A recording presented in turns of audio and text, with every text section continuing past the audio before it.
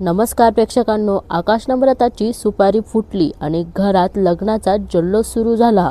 पण आनंदाच्या क्षणी समोर आली ती वल्लरी. सुप्रियाच्या एका थपडीने पेटला जुना बदला आणि राजेशच्या एका डावामुळे घराबाहेर पोहोचली थेट मीडिया.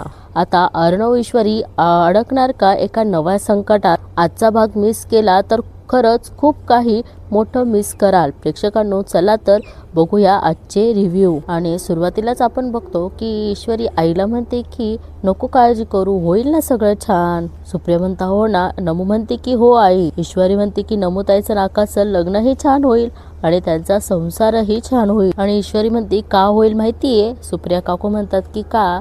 ईश्वरी म्हणते कारण आमच्या दोघींच्या बहिणीच्या पाठी तुम्हा आई वडिलांची पुण्याई आहे. इकडे आता अविनाश मामा म्हणतात की माय लेकींचं बोलून झालं असेल तर इकडे पेढे खायला या. ईश्वरी म्हणते की हो आलो. अविनाश मामा म्हणतात की हे घ्या सुप्रिया वहिनी. मामा म्हणतात की अभिनंदन सुप्रिया वहिनी. सुप्रिया काकू म्हणतात तुमचंही अभिनंदन. आणि अविनाश मामा म्हणतात की तुम्ही अजिबात काळजी करू नका, निश्चिंत राहा, सगळं छान होणार आहे.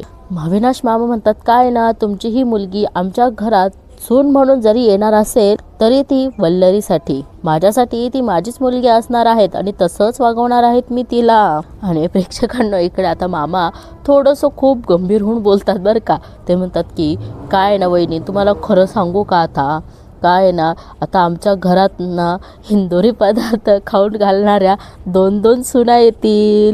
मामा म्हणतात की त्यामुळे मी जास्त खुश आहे. आता बघा, आकाश म्हणतो की हा कार्यक्रम जर संपला असेल तर मी नम्रताला डिनरला घेऊन जाऊ शकतो का? आणि इकडे आजी म्हणतात की नम्रताच्या आईचा होकार असेल तरच जायचं. आता सुप्रिया काकू पण म्हणतात की हो जाऊ शकता, पण उशीर करू नका आणि आकाश म्हणतो की नाही आंटी, अजिबात नाही, तिला वेळेवर घरी ड्रॉप करेल मी. आणि आकाश म्हणतो की त्याआधी मी तुम्हाला घरी ड्रॉप करतो, चला. सुप्रिया काकू म्हणतात की नाही मी जाईन रिक्षाने. सुप्रिया काकू म्हणतात की बरं आई, मी निघते आता. सुप्रिया काकू म्हणतात की नमू ये लवकर घरी. आणि सुप्रिया काकू म्हणतात की इशू म्हणते की आई चल मी तुला सोडते बाहेर. आणि सुप्रिया काकू ईश्वरी म्हणते की आजी आलेच. आजी म्हणतात की हो ये. आता प्रेक्षकांना इकडे आकाश आणि नम्रताचा थोडासा रोमॅन्टिकपणा चालू असतो आणि अर्णव मात्र त्यांची मजा म्हणजे बघत असतो.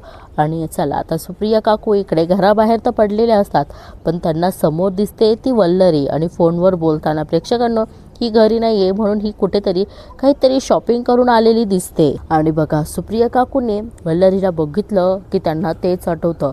ती बाई वल्लरी तेव्हा त्यांना म्हणाली होती, मी सांगितलं अगदी तसं केलं ना, आयुष्याचा कल्याण होईल तुमच्या. आणि बघा आता सुप्रिया काकू त्या बाईला बघून अजूनच घाबरता आणि म्हणतात की हीच ती बाई आहे, ती काही दिवसांपूर्वी मला दिसली होती. आणि सुप्रिया काकू म्हणतात की मला पूर्ण खात्री आहे की ह्याच बाईने अर्णवचे वडील ज्या हॉटेलमध्ये होते त्या हॉटेलमध्ये इनेच तर पाठवलं होतं मला. आता सुप्रिया काकू म्हणतात की मला चांगला आठवतोय हा चेहरा. त्यावेळी माझ्या आयुष्यात जे वादळ आलं ते हिच्याचमुळे. आता इशूच्या संसारातही अडचणी येत आहेत त्या ह्याच बाईमुळे. आणि प्रेक्षकांना आता बघा, इथे फोटो काढून घेवा ना सुप्रिया काकूने की ही ती बाई आहे, पण नाही. आता त्या बाईला जाब विचारल्यावर ती काय सगळं खरं सांगणार आहेत की हो मीच केलं होतं आणि का केलं होतं? नाही ना प्रेक्षकांनो, इथे फोटो काढून घेतला असता आणि अर्णव ईश्वरीला दाखवला असता तर लवकरात लवकर हे उघड आलं असतं. अर्णवला तर नाही पण ईश्वरीला देखील. पण आता बघा सुप्रिया काकू काय करतात, त्या बाईला आवाज येतात, तू थांब, तिथेच थांब. वल्लरी सुप्रियाला पाहून स्वतःच घाबरून जाते. आणि जेव्हा आता वल्लरीला पण आठवतं, तिला सांगितलं असतं की रमाकांत राजशिर्के आता नाही भेटणार तुम्हाला घरी, बिझनेसची कामं घरी नाही करत ते. सुप्रिया काकू म्हणतात हो का, मग आता? तेव्हा वल्लरी म्हणते की काळजी नका करू, मी आहे ना, मी भेट घडवून आणेल तुमची. आणि प्रेक्षकांनो बघा, आता मामी सुद्धा तिला घाबरून पळ काढायचा प्रयत्न करतात, पण सुप्रिया त्यांना पकडते आणि म्हणते की आज नाही सोडणार मी तुला. ती म्हणते की सोड मला. सुप्रिया काकू म्हणतात की इतकी वर्ष झाली मला नीट आठवतोय तुझा चेहरा. सुप्रिया काकू म्हणतात की का केलं हे तू सगळं, का इतक्या लोकांचे आयुष्य उद्ध्वस्त केले तू? सुप्रिया काकू म्हणतात की काय हवं होतं तुला, म्हणजे तू माझ्याशी खोटं बोलून मला तिकडे पाठवलं. सुप्रिया काकू खूप चिडलेला असतात. त्या म्हणतात की तुला नाही सोडणार. वल्लरी म्हणते की सोड मला. सुप्रिया म्हणते माझ्या प्रश्नाची उत्तरं मिळाल्याशिवाय मी तुला नाही सोडणार. आणि बघा प्रेक्षकांनो, सुप्रियाचा संताप खूप जास्त झालेला असतो. त्यांनी वल्लरी मामेच्या कानाखालीच वाजवून दिलेली असते. तरी सुप्रिया काकू तिला म्हणतात की का अशी वागलीस तू, का कुठल्या जन्माचं वैर काढलंस तू, हा मिसेस राजशेख यांनी आत्महत्या केली तुझ्यामुळे, माझ्या आयुष्याची बर्बादी झाली तुझ्यामुळे. सुप्रिया काकू तिला म्हणतात की अगं लाज नाही वाटत, कुठे आणि कधी फेडणार आहेस ही पापं. सुप्रिया काकू म्हणतात की का केलं, बोल ना, काय हवं होतं तुला म्हणून तू हे सगळं केलं. आणि बघा सुप्रिया काकू म्हणतात तू आहेस तरी कोण, कोण आहेस तू. आणि बघा वल्लरी जोरात ढकलते आणि इकडे सुप्रिया काकूंना ती सायकल डोक्याला लागते. तर वल्लरी घाबरून गाडीत बसते आणि त्या ड्रायव्हरला म्हणते की लवकर चला. इकडे यांच्या डोक्याला लागल्यामुळे यांना थोडीशी चक्कर येते आणि प्रेक्षकांनो त्यामुळे त्या आता चक्कर येते आणि इकडे ही वल्लरी गाडी घेऊन पुढे जातेच. इकडे बघा आता आजी आणि अर्णव दोघेही बसलेले असतात. आजी म्हणतात की छान पार पडला ना कार्यक्रम. आणि आजी म्हणतात की फक्त एकच खंत आहे, वल्लरी नव्हती या कार्यक्रमाला. आणि प्रेक्षकांनो तेवढ्यात तिकडनं ईश्वरी आजींसाठी चहा घेऊन येते आणि अर्णव मात्र त्याचं कामच करत बसलेला असतो. अर्णव म्हणतो की इट्स ओके आजी, आपण मामीला समजवण्याचा प्रयत्न तर केलाच होता ना. अर्णव म्हणतो तिला जर काही गोष्टी नाही पटत आहे पण समजून तर घ्यायला हवं होतं ना तिने. आता प्रेक्षकांनो निघून गेल्यावर कशाला इशूला फोन करायचा, हो की नाही. प्रेक्षकांना तुम्हाला काय वाटतं म्हणते की आईचा फोन आहे, हा बोल ना आई. आणि आता इशूची आई खूप घाबरलेली असते, म्हणजे सुप्रिया काकू. ती म्हणते की अगं इशू तू लवकर इथे येतेस का. ईश्वरी म्हणते की काय झालं. आज सुप्रिया काकू खूप घाबरलेल्या असतात. त्या म्हणतात की इशू मी तुला आल्यावर सगळं सांगते, तू लवकर इथे ये ना. इशू म्हणते अगं पण काय झालं ते तरी सांग. सुप्रिया काकू म्हणतात की तुझ्या घरापासून लगेचच त्या वळणावर उभी आहे, तू ये लवकर आत्ताच्या आत्ता. आणि आता इकडे ईश्वरी मनोमन म्हणते की आईचा आवाज घाबरलेला दिसतोय, पण हे आजींना सांगितलंच तर त्यांना टेन्शन येईल. इशू म्हणते की बर मी येते. आणि सुप्रिया काकू म्हणतात की बर ये लवकर. आणि आता आजी ईश्वरीच्या आवाजामुळे ईश्वरीला विचारतात की सगळं ठीक आहेत ना. आता ईश्वरी सुद्धा नॉर्मल याच्यात बोलते आणि म्हणते की हो सगळं ठीक आहे. ईश्वरी खोटं सांगते. ती म्हणते की आई म्हणाली की वेळ असेल तर आत्ताच ये, कसं आहे पुढच्या गोष्टी पण आपण ठरवून टाकू, तयारीला तेवढाच वेळ मिळेल ना. आजी म्हणतात की अगं मग जा ना, जाऊन ये. आणि आता आजी म्हणतात की चिंटू तूही जा तिच्यासोबत. अर्णव म्हणतो की आजी माझी कामं चालू आहेत आणि मी कसं जाऊ. आजी म्हणतात की चिंटू मी तुझं काहीही ऐकणार नाहीये, तू तिच्यासोबत जा. अर्णव म्हणतो की बरं जातो. आजींना आता हे समाधान वाटतं, कारण आजींचा शब्द कधी चिंटू खालीच पडू देत नाही. त्यामुळे आता अर्णव आणि ईश्वरी दोघेही जातात. ईश्वरी म्हणते की बरं आजी आम्ही लगेच येतो. आजी म्हणतात की हो ये. आणि प्रेक्षकांना आता अर्णव ईश्वरी सुप्रिया काकू जिथे आहे तिथे जाता. पण बघा प्रेक्षकांनो ही वल्लरी आता घरी आलेली असते आणि ती खूप जास्त घाबरलेली सुद्धा दिसते. आणि वल्लरी म्हणते की ह्या अख्ख्या जगात माझ्या आकाशला ती सुप्रियाचीच मुलगी दिसली होती का लग्नाची मागणी घालायला. आता त्या सुप्रियाला टाळायचं म्हणून एक दिवस घराबाहेर पडले आणि अजून आणखीन किती दिवस मी त्या सुप्रियापासून पळ काढणार आहे. वल्लरी खूप संतापलेली खूप चिडलेली असते. ती म्हणते की काय करू मी. आणि सुप्रियाला जेव्हा कळेल की मीच आकाशची आई आहे तेव्हा एका क्षणात माझी सगळी गुपितं उघड होतील. मामी म्हणतात की नाही असं चालणार नाहीयेत वल्लरी. आता मामी म्हणतात बघा वल्लरी म्हणते की आता पळायचं नाही, आता पळवायचं. आता काहीही झालं तरी त्या सुप्रियाची बोलती कायमची बंद करावीच लागेल. कशी. आणि बघा प्रेक्षकांनो इकडे मामी म्हणते की तिची मुलगी नम्रता. वल्लरी मामी म्हणते की आता त्या नम्रतालाच प्याद बनवणार मी. ह्या वल्लरीच्या कानाखाली मारते काय. आता वल्लरी मामी ना खूप संतापलेली असते. ती म्हणते की सुप्रिया आता आयुष्यभर पश्चाताप करण्याची वेळ मी आणणार आहे तुझ्यावर. ही वल्लरी पाटील प्रॉमिस आहे माझं तुला. And that is that.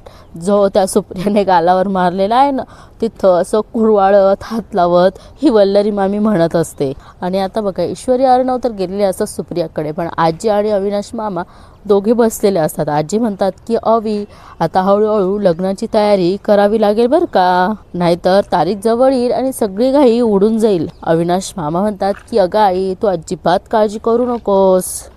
हसून म्हणतात की लग्नाच्या सगळ्या याद्या तयार करायला घेतो की नाही बघ आत्ताच्या आत्ता. मामा म्हणतात की काय आहे आपल्या आकाशचं लग्न हे आपल्या घरातलं शेवटचं शुभ कार्य आहे, त्याच्या पिढीचं. मग काय लग्न आपण असं एकदम थाटामाटात. आणि तेवढ्यात आता वल्लरी घरी यांच्यासमोर आलेली असते. आता बघा मामीचे टोमणे तर काही संपत नाही. मामी म्हणते करा ना. हो अगदी थाटात करा. आणि आता मामी म्हणतात की मुलाच्या लग्नात मुलाची आईच घरी नसली तरी कोणाला काहीच फरक पडत नाही याची खात्री झाली आहे आता मला.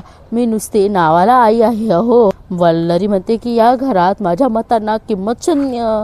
तेवढ्यात मामा म्हणतात की वल्लरी तू जर का आईसारखी वागली असतेस कधीतरी स्वतःच्या मुलाचा सुखाचा विचार केला असता तर. पण आता वल्लरीला पुढचं काही ऐकूनच घ्यायचं नसतं. त्यामुळे त्या म्हणतात की बास. वल्लरी मामी म्हणतो की नकोय मला तुमच्या उपदेशाचे डोस. आणि असं म्हणून आता मामी तिथनं निघून जातात. आणि आता मामा आवाजात येतात वल. तेवढ्यात आजी म्हणतात की अविनाश. त्या म्हणतात की अरे लग्नात नुसतं हजर राहण्यासाठी कसं तयार करणार आहेस तू तिला. मामा म्हणतात की कशाला तयार करायला हवं हिला. नाही आलं तर उत्तमच आहे. किमान आपल्या मुलाचं लग्न सुखात आणि शांततेत पार पडेल. आता आजी म्हणतात की काय बोलतोयस तू. अविनाश मामा म्हणतात की काय बोलतोय म्हणजे बरोबरच बोलतोय. प्रेक्षकांनो इथे आता मामाच्या जागी तर मामा बरोबरच आहे. पण आता आजींचं कसं असतं की सगळ्यांना धरून चरून चालावं तसं. आता इकडे आपण बघतो की सुप्रिया काकू इथं टेन्शनमध्येच उभ्या असतात. तेवढ्यात अर्णव ईश्वरीची आपल्याला गाडी दिसते. आणि ईश्वरी अर्णव गाडीतनं उतरतात. आणि ईश्वरी म्हणते की अहो सर आई मी तुम्हाला सगळं सांगते चला. आणि इकडे बघा आता सुप्रिया काकू खूप घाबरलेल्या असतात. इशू म्हणते की अगं काय झालं आई. सुप्रिया काकू रडतच म्हणतात की अगं इशू ती बाई दिसली ती बाई. आणि सुप्रिया काकू म्हणतात की अगं मी ना. तेवढ्यात इशू म्हणते की आई अर्णवला आता काहीच कळत माहीतच नसतं. तो म्हणतो की एक मिनिट कोण बाई कोणाबद्दल बोलता आहेत तुम्ही. आणि इकडे अर्णव म्हणतो की तू तर म्हणाली होतीस. तेवढ्यात इशू म्हणते की हो सर मी मुद्दाम आजींसमोर काही बोलली नाही. इशू म्हणते की आई काय झालंय. सुप्रिया काकू म्हणतात की अर्णव जी बाई जिच्यामुळे तुमच्या आईने आत्महत्या केली ती बाई. आता अर्णव त्यांना म्हणतो की सध्या तरी तर माझ्यासाठी ती बाई तुम्ही आहात. आणि बघा आता अर्णव असं म्हटल्यानंतर ईश्वरी त्याच्याकडे बघून म्हणते की सर. आता सुप्रिया काकू म्हणतात की म्हणूनच तर मला जास्त गरज आहे स्वतःला निर्दोष सिद्ध करायची. आणि सुप्रिया काकू म्हणतात की अर्णव तुम्ही मला सांगितलं ना की तुम्ही निर्दोष असल्याचे पुरावे सोबत घेऊन या. सुप्रिया काकू म्हणतात की तेव्हा मला हीच बाई आठवली होती. आणि सुप्रिया काकू म्हणतात इशूला इशू मी तुला सांगितलं होतं ना मला त्या बाईने रमाकांत राजशिर्के ज्या हॉटेलमध्ये आहे त्या हॉटेलमध्ये त्या बाईने मला पाठवलेलं होतं. इशू म्हणते की हो आई हो. सुप्रिया काकू म्हणतात की हा सगळा तिचा खोटेपणा होता ग आणि मी तिच्या सापळ्यात अडकले. आणि सुप्रिया काकू रडून अर्णवला सांगत असतात की अहो मीडियाने माझी तर खूप मोठी बदनामी केली. सुप्रिया काकू म्हणतात की कदाचित ना त्याचमुळे तुमच्या आईने आत्महत्या केली असेल. आणि सुप्रिया काकू म्हणतात की या सगळ्या मागे ना तीच बाई कारण आहे. आणि ईश्वरी आता आईला समजून काढायचा म्हणजे शांत करण्याचा प्रयत्न करते. पण सुप्रिया काकू म्हणतात की तुम्ही जर तिला भेटलात ना अर्णव की तुमच्या मनातले सगळे गैरसमज माझ्याबद्दल दूर होतील. आणि सुप्रिया काकू म्हणतात की आज ती अचानक माझ्यासमोर आली. तिला तर पकडण्याचा प्रयत्नही केला पण ती निसटून गेली ग. मला धक्का देऊन ती निसटून गेली. इकडे ईश्वरी म्हणते की आई प्लीज शांत हो ग. आई प्लीज शांत हो. तर ईश्वरी म्हणते की ती बाई जरी हातातून निसटून गेली असेल ना तरीही आपण तिला शोधून काढू. तू नको काळजी करूस आई प्लीज. तू नको काळजी करूस शांत हो आई. आणि आता ईश्वरी म्हणते की सर एकदा आई म्हणते त्यावर प्लीज फक्त एकदा विश्वास ठेवा प्लीज. एकदा तरी विश्वास ठेवा. ईश्वरी खूप म्हणजे प्रेमानं म्हणते त्याला प्लीज. अर्णव म्हणतोय ते म्हणताय तर तशी बाई आहे ती समोर येईल आपण तिला शोधण्याचा प्रयत्न करू. I help you. एवढा शब्द सुद्धा खूप जास्त समाधानकारक असतो प्रेक्षकांनो. आणि इशू आईला म्हणते की तू शांत हो आई. आणि अर्णव म्हणतो की चला मी घरी सोडतो तुम्हाला. आणि अशा प्रकारे आता अर्णवने सुप्रिया काकूंना घरी सोडलेलं असतं. आता इकडे अर्णव आता ऑफिसचं कामं चालू असतात त्यामुळे म्हणतो की अनिता ताई कॉफी द्या. आणि आता ईश्वरीच कॉफी घेऊन येते आणि म्हणते की प्रत्येक वेळीच अनिता ताईंनाच हाक मारायची काही गरज नाहीये. आणि बघा आता इकडे अर्णव सुद्धा खूप टेन्स असतो. आणि इकडे ईश्वरी त्याला म्हणते की सर आत्याच्या रूममध्ये सापडलेला तो फोन कधी रिपेअर करायचा. गेला. आणि तेवढ्यात हा राजेश बघा यांचं बोलणं आता पूर्ण ऐकून घेतो. आता यांनी पण आपल्या रूममध्येच बोलावं ना, पण बघा. आणि अर्णव म्हणतो की अगं राहून गेलं नम्रता आकाशच्या सुपारी फुटण्याच्या कार्यक्रमामध्ये. आणि अर्णव म्हणतो की त्या मोबाईलसोबत एक फाईल पण होती. ईश्वरी म्हणते की हो. ईश्वरी म्हणते की त्यात एक डुप्लिकेट मॅरेज सर्टिफिकेट आणि घराचे काही कागदपत्रे आहेत. आणि बघा ईश्वरी म्हणते की सर मला खात्री आहे तो मोबाईल दुरुस्त केल्यानंतर त्याच्यात नक्कीच काहीतरी त्या राकेशबद्दल असेल. ईश्वरी म्हणते की त्याच्यामुळे त्या राकेशचे काळे कारनामे उघड होतील. आता अर्णव ईश्वरीला काही बोलणार तेवढ्यात त्याला कोणाच तरी फोन येतो. आणि बघा आता इकडे हा राजेश म्हणतो की म्हणजे मोबाईल आणि फाईल ह्या ईश्वरीकडे आहे, म्हणजे यांना डाऊट आला आहेत माझ्यावरती. राजेश म्हणतो की नक्कीच यांनी यांच्या रूम मध्ये जपून ठेवला असेल, लवकरात लवकर शोधून काढायला हवा. दोघे घरात नसतील तेव्हाच मला यांच्या रूम मध्ये जाऊन तो मोबाईल शोधता येईल. आणि अर्णव आता बघा ओके थँक्यू असंच म्हटलेलं असतं. आणि अर्णव म्हणतो की मोबाईल रिपेअर करून डेटा रिकवर करणाऱ्या माणसाचा फोन होता. आणि अर्णव म्हणतो की मी जाऊन येतो. तेवढ्यात ईश्वरी म्हणते की मी पण येते. अर्णव म्हणतो की तू कशाला. ईश्वरी म्हणते की सर या सगळ्या मागे कोण आहेत हे कळल्याशिवाय मलाही चैन पडणार नाही, प्लीज. अर्णव म्हणतो की चल. आणि बघा आता इकडे हा राजेश सुद्धा रूम मध्ये येतो आणि म्हणतो की शलाकाची फाईल आणि तो मोबाईल मी त्या रूम मध्ये ठेवली होती, हे ह्या इंदुरी जिलेबीला कसं कळलं. आता राजेश म्हणतो की नाही काही करून मला यांच्या रूपमधून तो फोन मिळवायलाच हवा, कारण या दोघांनी जर तो मोबाईल रिपेअर केला तर ते मेसेजही मिस केले होते आणि शलाकाचा कोणही मिस केला, हे सगळं बाहेर येईल. बघा प्रेक्षकांनो, आता हा राजेश काहीतरी नवीन कांड करणार आहेत हे मात्र नक्की. आणि तो स्वतःच म्हणतो की काहीतरी मोठा गेम करायला हवा. राकेश स्वतःच विचार करत असतो आता काय करू. आणि बघा प्रेक्षकांना आता या राजेशने बघा न्यूजवाल्यांना मीडियावाल्यालाच फोन केलेला असतो. तो म्हणतो की टॉप न्यूज मधला प्रदीप ना. तो म्हणतो की हो बोला सर. आणि हा राजेश म्हणतो की सर तुमच्यासाठी एक जबरदस्त ब्रेकिंग न्यूज आहेत. तो प्रदीप म्हणतो की हां सर बोला. आणि प्रेक्षकांनो आता इकडे हा राजेश आपण पुढे बघणारच आहोत की अर्णवच्या विरुद्ध त्याने तक्रार म्हणजे सांगितलेलं असतं पत्रकारांना की ज्या बाईचा खून झाला ते अर्णव ज्याच ऑफिसमध्ये कामाला होती. आता ही बातमी लीक कशी झाली हे नंतर तर शोधायला मिळणार, पण ह्या राजेशने आता काय काय सांगितलेलं आहे ते सगळं त्यांनी इथे म्यूट केलेलं आहे. इकडे हा राजेश त्याला म्हणतो की कळलं ना. तो म्हणतो की हो कळलं. राजेश म्हणतो की गुड.